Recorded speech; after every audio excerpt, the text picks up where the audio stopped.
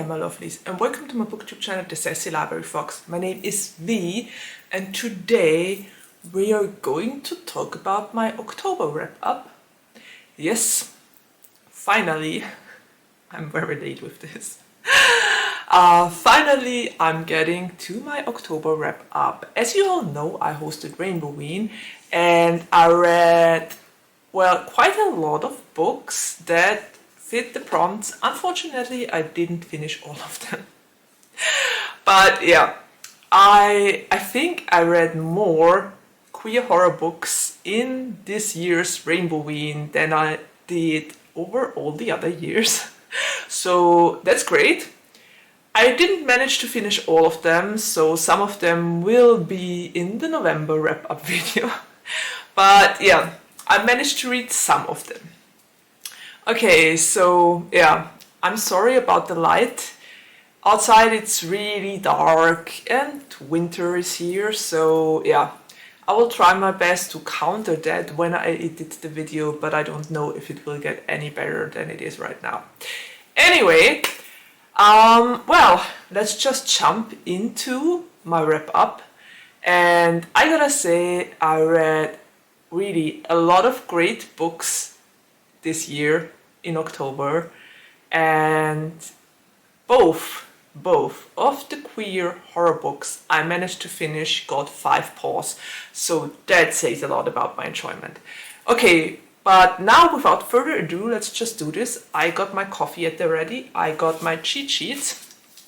Oh yeah, and this is probably the last time you will see my long hair because I'm going to the hairdresser soon. It's become way too long. I need it shorter. I'm so used to short hair now. Yeah. Anyway, enough of that. Let's jump to the first book I finished in October, and it was Kingdom of the Wicked by Kerri Maniscalco. And this book, to be fair, I think I started it in September already, and I rated it 3 paws because there are reasons, capital letters. So yeah, I said I would want to read this one, I think in September. I put it on my September to be read. Yes, I think that's it. So I finished it in October. That's the reason why it counts to my wrap-up video. And as for what it is about, it's about Emilia. And Emilia has a twin sister named Vittoria, and they both live in Palermo, and yeah, they are Streghe, basically witches that hide among the normal population. And apparently there are many witch families around Palermo, so there's that. Thing is, Vittoria and Emilia have been warned about the 7 princes of hell their entire lives, and they are not supposed to get closer to them or to even get to know them. They are supposed to steer clear of them if they ever come back to Earth. And then Vittoria meets with a mysterious stranger. Emilia assumes it's her secret lover, but she finds her dead. Yeah, I'm going to spare you the cruel details, but let's say it wasn't nice, or not a nice way to go, and Emilia decides that she wants to find out who killed her sister. And well, to do that, she summons a demon, which unfortunately turns out to be one of the 7 princes of hell.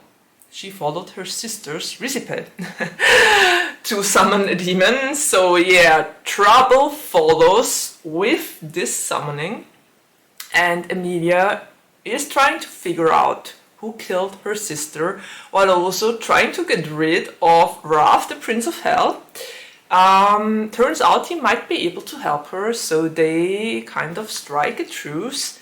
But yeah, they are called Wicked Princes for a reason. Yeah, anyway, yeah, as books go, this was okay. I mean, I read Stalking Jack the Ripper a couple of years ago, I think, and I really liked that one, but in here there were so many things I just couldn't get behind. I mean, we got pages of food talk because Emilia's family has a restaurant and she works at that restaurant and she cooks and bakes there. So yeah, there was a lot of food talk that made me hungry while I read the book, to be honest. But also, it didn't really hit the mark, considering we're talking about a witch that is trying to get revenge on the killer of her twin sister, and considering she meets a prince of hell who wants to help her, this wasn't all too suspenseful. The plot moved in a really slow pace. The food talk was kind of crazy. I honestly despised Emilia's grandmother because this woman was so cryptic. Seriously, she was cryptic AF. Everything she said could have been put in a fortune cookie and you would have been none the wiser. I think fortune cookie is a perfect description for her grandmother because it was... Everything she said was just, okay, I can count this or that way. It could go both ways, and it's not, you could never really grasp it.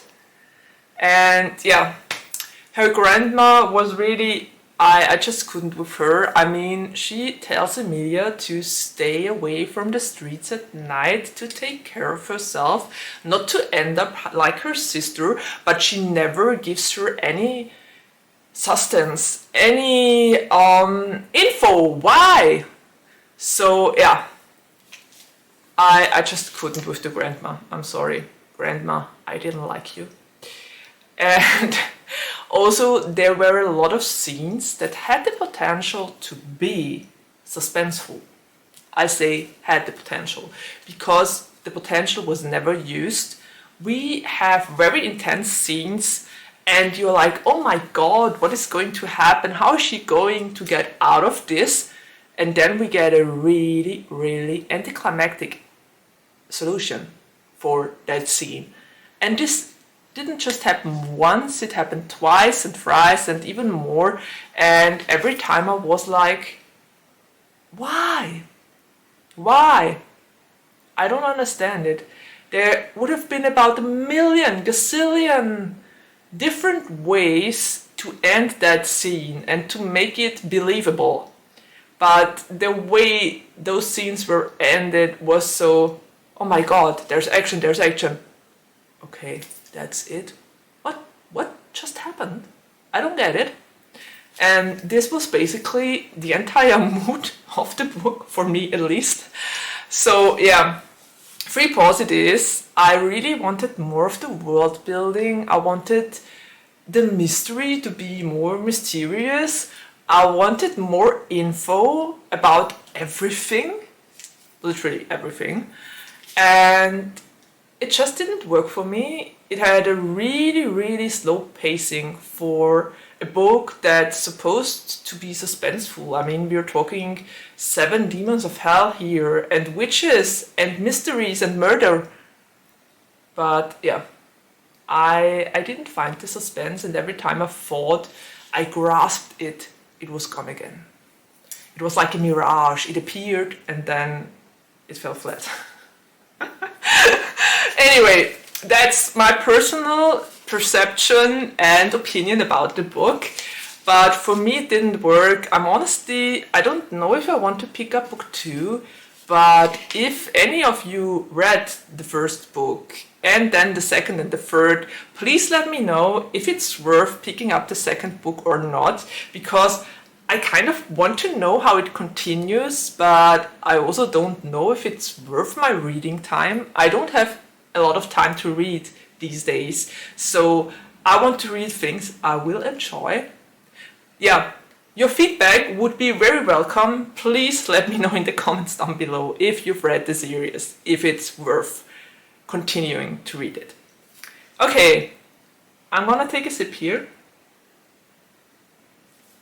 And I'm going to talk about the second book I read in October, which was a Rainbow Wing book and an ARC I got from NetGalley. Thank you, NetGalley and the publisher, for giving me this ARC.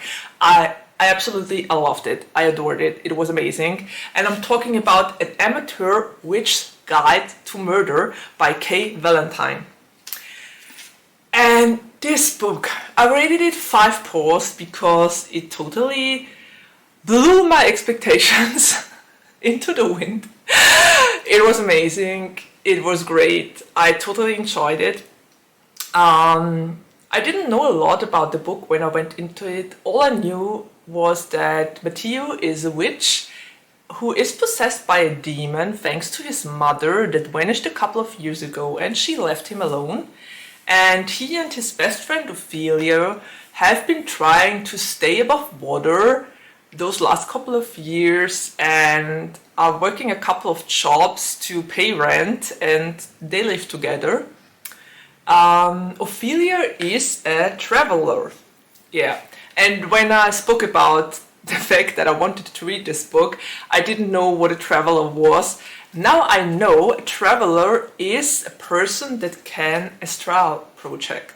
So Ophelia can walk in other dimensions, but she also gets the aura and the vibe of people and can sense if there is magic or not.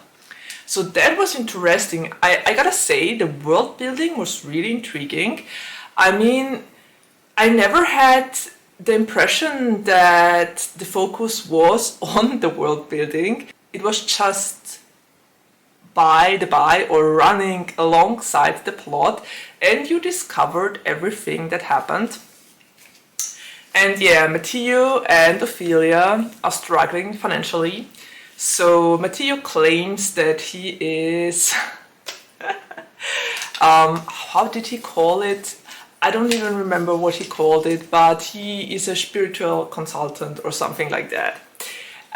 Because he figures, if there's already a demon in my body I can't control, I might as well have some profit from it.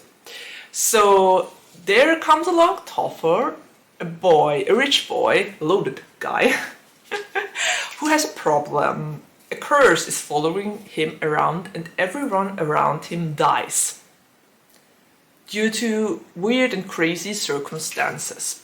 So yeah, Thorn needs to get rid of this curse ASAP. So he goes to Matteo and asks him for help. And those two, I really liked Thorn. Thorn was such a flustered character. He was always apologizing, and he was so sweet and cute and adorable. And Matteo is a golf witch. Entirely different vibe, but for some reason those two worked. And Ophelia also was part of the group and really started to like Thorn as well.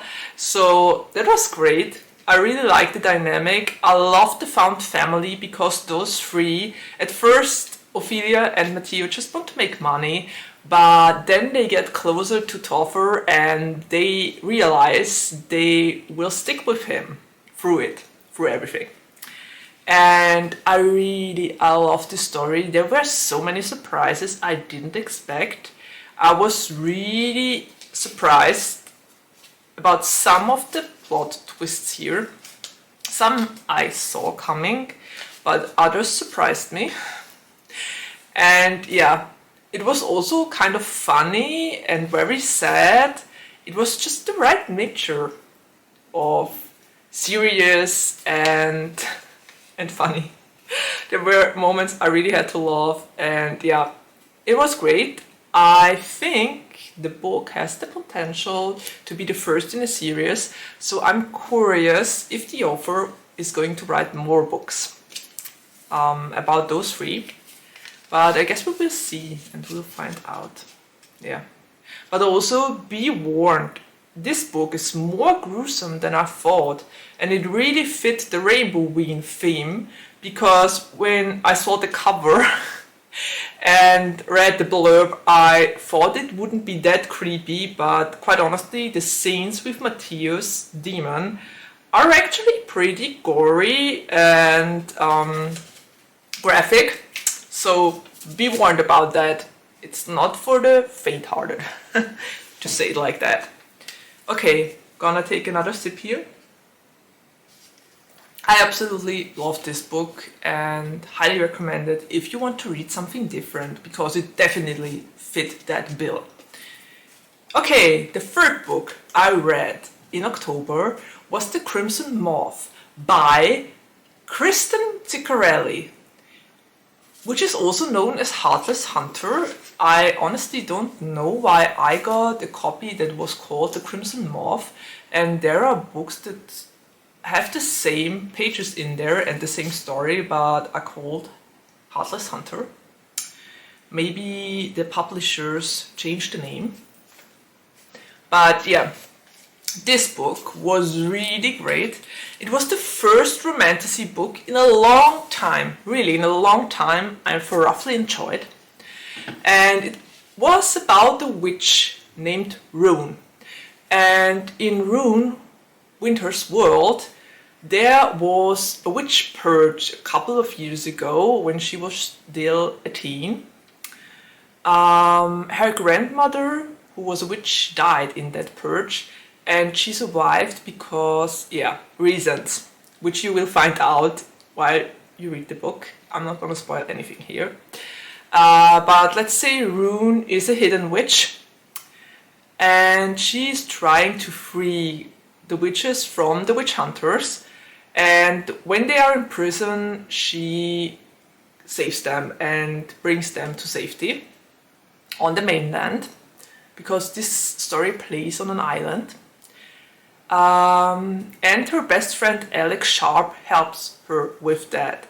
The interesting thing is Alex's brother is Gideon, and Gideon is one of the most feroz witch hunters in the entire country, kingdom, whatever, and wants all witches dead, especially the Crimson Moth, who steals away his prisoners at night.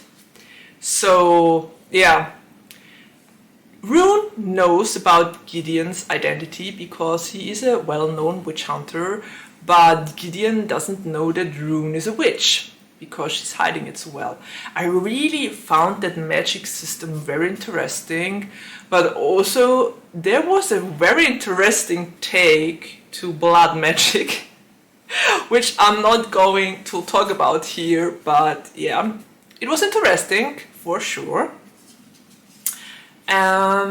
Yeah, and also those two, Rune is supposed to marry a gentleman soon, and she wants to find intel, and what better way than to go for Gideon Sharp.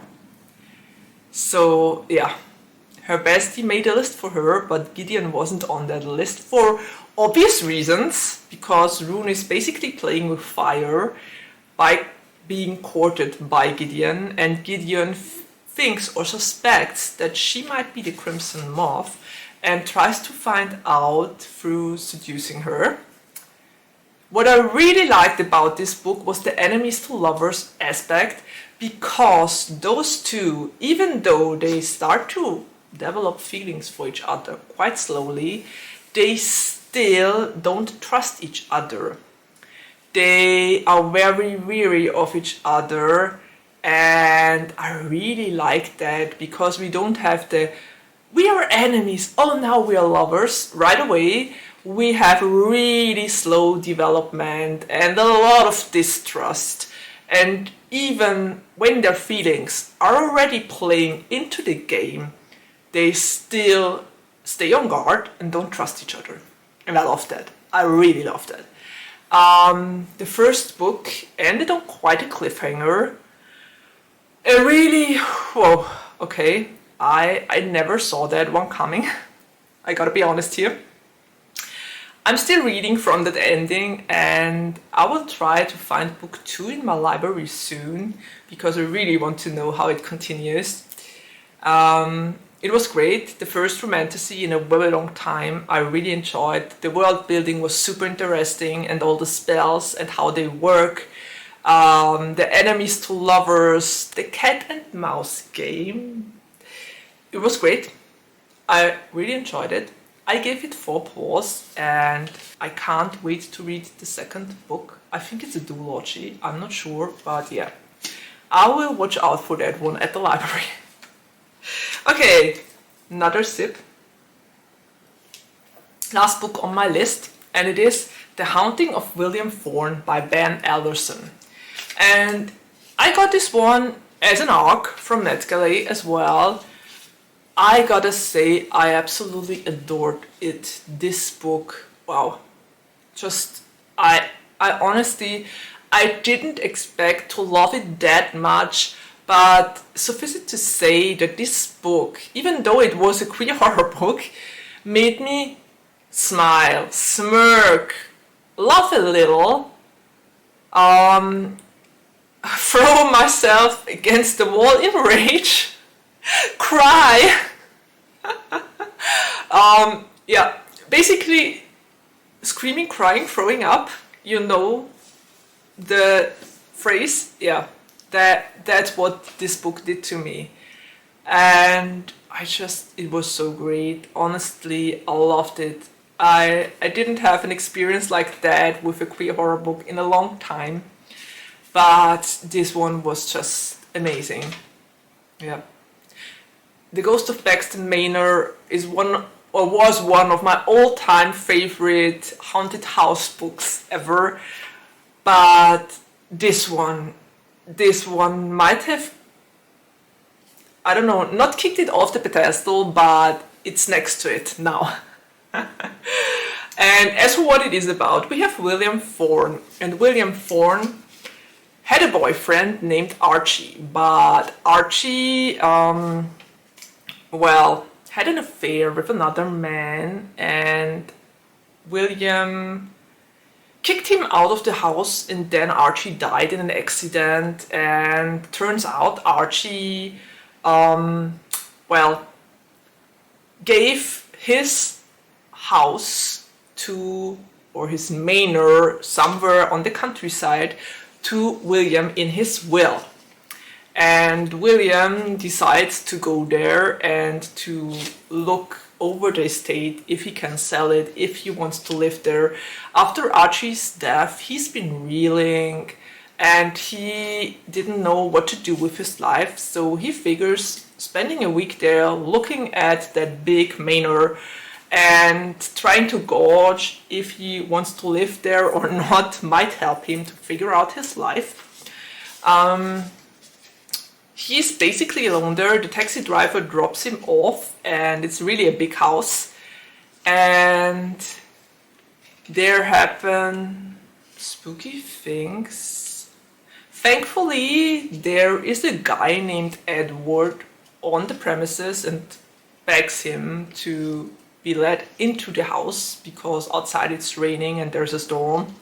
So yeah, William reluctantly lets Edward in, and oh god, this story, honestly, I probably should have seen some things coming, but I didn't. I was so engrossed with the story that, yeah, I didn't. This story was so great. I loved that William was so standoffish and angry at the world. I know a lot of people will say that William Thorn isn't a very likable character, but considering what he went through and the grief and the guilt he's still suffering from, I think I could relate to him, I could understand him, and I get why he's so prickly and standoffish. And Edward is just a really nice guy. He's warm and he provides comfort when it's needed, and William needs a lot of comfort. And I honestly, I have no words. I don't know how to describe this book because it's really hard to describe without spoiling anything, but it was so well done and it was so well written and I just loved it. I adored this book so much. I adored William and Edward, and I adored Robert and Teddy as well, because turns out William finds a diary from Robert, and Robert lived in that house before, about 100 years earlier. And Robert was in love with Teddy, and their love story didn't end well, so William is kind of obsessed with it and tries to find out what happened to those two. And yeah, strange happenings around the house happen, and he thinks it might be Robert who is asking for his help from the grave. All very mysterious. The diary entries were really interesting, and those 4 men broke my heart. Honestly, the ending, I can't. I just love this book so much. Read it, totally read it, okay? Nothing more to add here. One of the best books I read this year. Just read it. You will feel all the feels. Ben Alderson wrote an amazing story, which needs to be read. Yeah. Okay, I'm not going to say any more here because I think this video has been going way too long already. That's when you give me just 4 books to talk about. I will just talk about them endlessly. Anyway, enough of that. I would really love to hear which kind of books you read for Rainbowween or in October in general. If you enjoyed them or not, maybe you can recommend me a new favorite for Rainbowween next year, because I'm definitely going to host it once again. Yeah. Are there books you didn't like that much? And did you read Kingdom of the Wicked? Is it worth continuing to read the series? Please let me know in the comments down below. And yeah, I think that's it. We're already at the ending of my video and there's nothing left to say except of take care, stay healthy and safe, and see you around the next time. Bye!